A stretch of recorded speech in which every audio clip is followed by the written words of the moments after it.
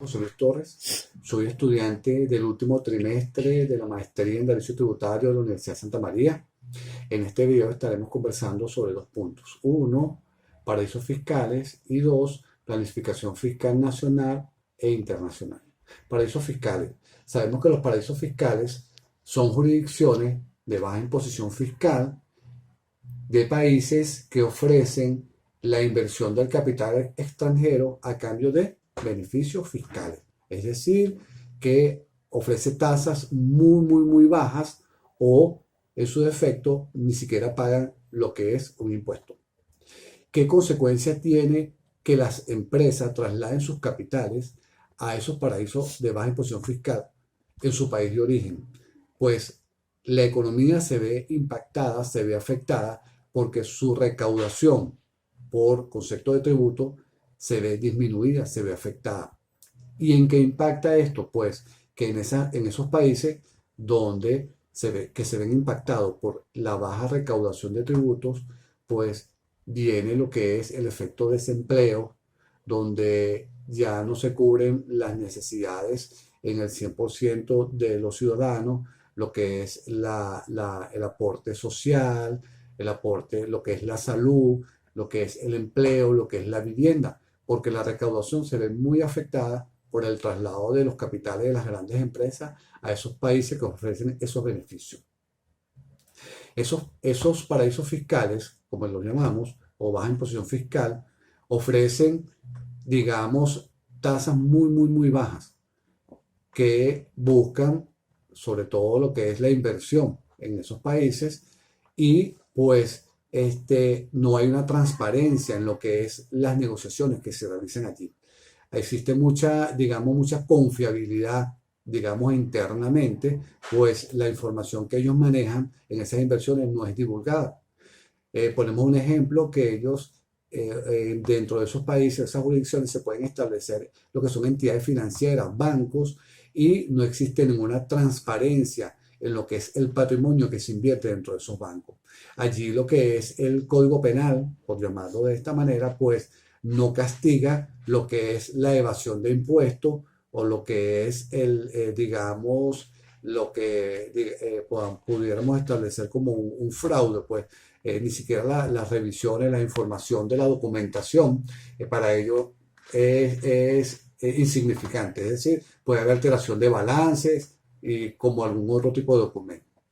En el caso de lo que es la planificación fiscal, pues la nacional, pudiéramos llamarla como son estrategias que establecen las empresas para cubrir el pago oportuno de sus compromisos fiscales. No lo podemos llamar ni evasión ni elusión. Son planificaciones que se realizan con la finalidad de evitarse situaciones pecuniarias con la administración tributaria. Es decir, pudiéramos hablar sobre la planificación fiscal nacional, que es aquella pues que las empresas deben, digamos, de alguna manera organizar lo que es su facturación. En primer lugar, su facturación. Debe haber un ingreso constante, sobre todo en nuestra legislación. ¿Por qué? Porque tenemos un régimen tributario que fue del año 2018 que establece que se deben pagar tributos semanales, anticipos semanales. Por lo tanto, las empresas grandes calificadas como contribuyentes especiales deben honrar esos compromisos semanalmente. Para eso debe existir un flujo de caja, ¿verdad?, que les garantice a ellos en su planificación financiera poder cumplir a tiempo y oportunamente con esos compromisos. Entonces, primero se debe, digamos, organizar lo que es el tema de la facturación.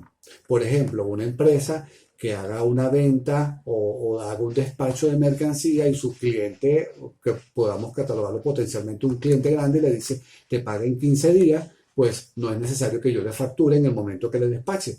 ¿Por qué? Porque eso va a implicar que yo haga un pago de tributos, de IVA, de mi impuesto sobre la renta anticipado por esas ventas que estoy realizando.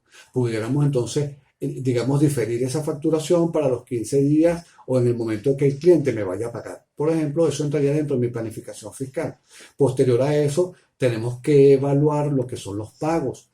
Tendríamos que en el momento que se hace una negociación con un proveedor, se establecen unas condiciones de pago, pues si son beneficiosas para la empresa, lo haré en el momento que me corresponda, sin anticiparme para no ver afectado mi flujo de caja y ver la empresa realmente en su momento beneficiada y poder cumplir con su compromiso. Lo otro es el proceso de cobro. Es decir, que mis clientes no se excedan del tiempo estipulado, que facturas que se pasen del tiempo que se establece en la negociación de la venta, pues para no vernos nosotros primero afectados por lo que es esta hiperinflación y poder nosotros cumplir, digamos, de alguna manera con nuestros compromisos fiscales. Es decir, una vez que yo establezco digamos, una facturación bien transparente, un proceso de pago bien organizado y mi proceso de cobro, pues yo podré tener entonces, digamos, un flujo de caja bien adecuado que me ayude y me permita a mí cumplir con mis compromisos tributarios. Basado en esto, también podríamos hacer es que las empresas que cuando declaran anualmente, además de esa revisión y esa organización de lo que hablamos anteriormente, se tiene que revisar en la contabilidad, pues lo que es digamos, la cantidad de activos que maneja esa empresa, porque de ellos depende entonces también un beneficio fiscal, como cual, pues todas aquellas depreciaciones que nosotros registramos en la contabilidad, que sean que estén, digamos, parametrizadas con lo que es la actividad económica de la empresa, pues esas depreciaciones, esos gastos que no necesariamente, digamos, son salidas de dinero, pues nos ayudan a nosotros, digamos, hablamos de la empresa, a bajar nuestra carga fiscal, los beneficios que tiene lo que es la depreciación. Por lo tanto, debemos hacer una revisión exhaustiva de todas esas depreciaciones, que todos los activos estén depreciados, para que entonces ese gasto nos permita a nosotros, como dice la ley, bajar un poco lo que es nuestro impacto o nuestra cuota tributaria. Por otro lado, tenemos entonces que además del impuesto sobre la renta, tenemos también el IVA, que eso nos va a ayudar cuando hablamos de la facturación. Pero tenemos también los pagos, las contribuciones para fiscales. Pues también tenemos que revisar y estar pendiente que esas empresas que estén pagando esas contribuciones, legalmente les competa hacer eso, porque probablemente la empresa no califica como tal, como sujeto pasivo para esas contribuciones. Pues hay que revisarlas para determinar si realmente les compete o no les compete, porque entonces sería una erogación de dinero que se está haciendo, digamos, de una forma que se puede manejar o utilizar para otros beneficios de la empresa, ¿verdad? Eso forma parte de nuestra planificación fiscal, que revisemos todas esas contribuciones o cuál de esas contribuciones la empresa no está cumpliendo, para ayudarla a evitar algunas, digamos, dificultades con el ente responsable de esa recaudación. Por otro lado, tenemos entonces que la planificación internacional es aquella que se hace basado en las empresas que invierten en otros países. Es decir, que cuando estamos haciendo esa planificación fiscal de aquellas grandes empresas que han invertido su capital fuera de su país de origen, pues se toman en cuenta los convenios que se han firmado de la doble tributación internacional o doble imposición fiscal. Esos contratos se deben manejar para evitar lo que es la doble tributación, pues son parte de lo que se debe considerar para la planificación fiscal internacional. Es todo. Muchísimas gracias. Nos vemos en un próximo video.